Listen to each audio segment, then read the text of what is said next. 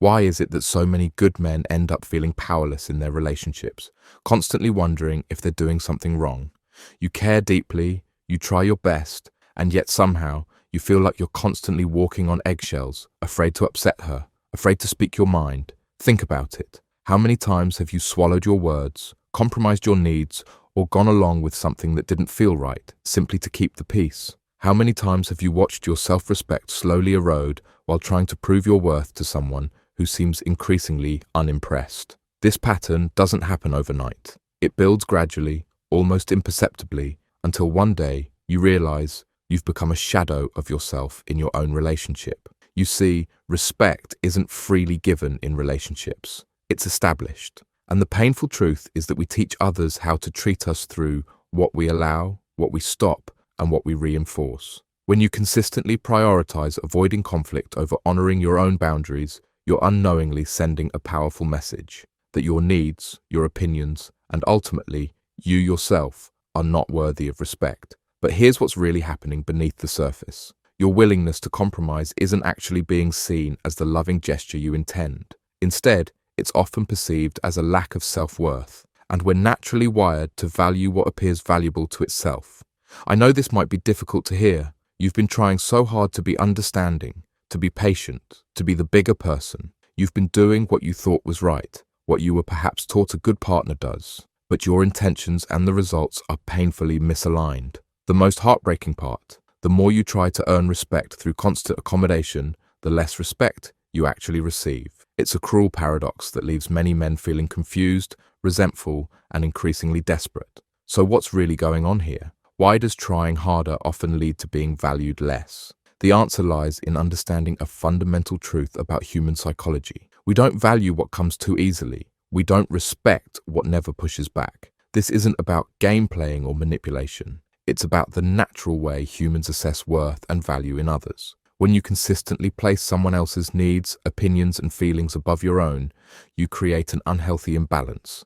You signal that you don't consider yourself worthy of the same consideration you're giving, and unfortunately, people rarely value us more highly than we value ourselves. Think of respect like gravity. It's a force that pulls downward from how you view yourself. If you set your self-worth high, others can at most meet it, but they'll never exceed it. Set it low, and that becomes the ceiling of how others will treat you. But don't misunderstand me. This isn't about becoming cold, distant, or adopting some artificial alpha persona that isn't authentically you. This is about reconnecting with your inherent worth as a human being, about remembering that your needs and boundaries matter just as much as anyone else's. So what can you do to change this dynamic? How can you reclaim the respect that's been gradually slipping away? First, you need to realize that this isn't actually about her at all. This is about your relationship with yourself. The respect you seek from her must first be established within you. The outside world merely reflects the relationship you have with yourself. Start by getting reacquainted with your own values, needs, and boundaries. What matters to you? What are your non-negotiables? What treatment are you no longer willing to accept? These aren't questions anyone else can answer for you.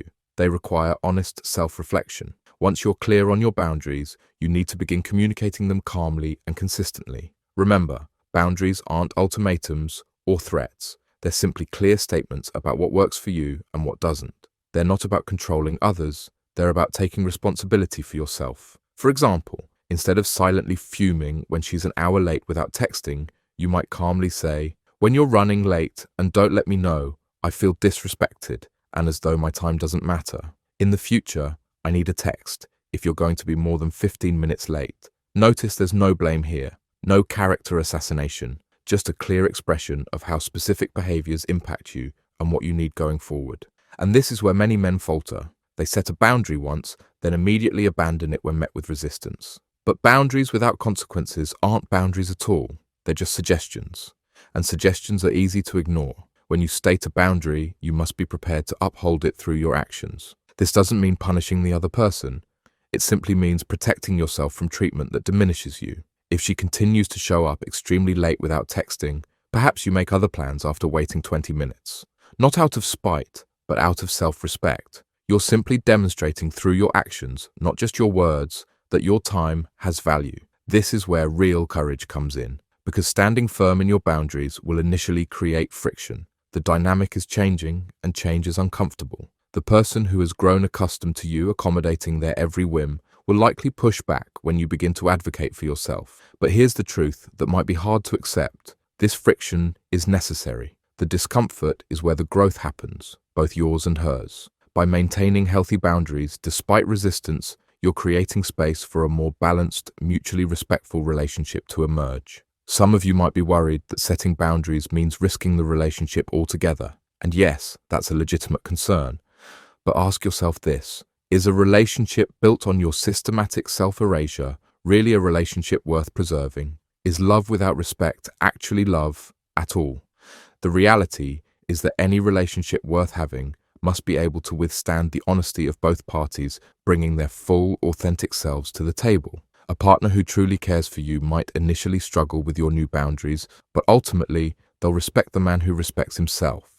And sometimes, yes, enforcing your boundaries means the relationship may end. But that ending isn't the failure you might fear it to be. It's simply revealing an incompatibility that was already there, hidden beneath layers of compromise and unspoken resentment. Now, let's talk about another crucial aspect of earning respect: competence and purpose. Nothing commands respect quite like a man who is deeply engaged with his own mission in life. When you have goals, passions, and pursuits that extend beyond the relationship, you naturally become more respectable. This isn't about creating artificial distance or playing hard to get. It's about being a complete human being with a rich, fulfilling life that exists alongside your relationship, not because of it. It's about remembering that while partnership is important, it's not the sole source of your identity or worth.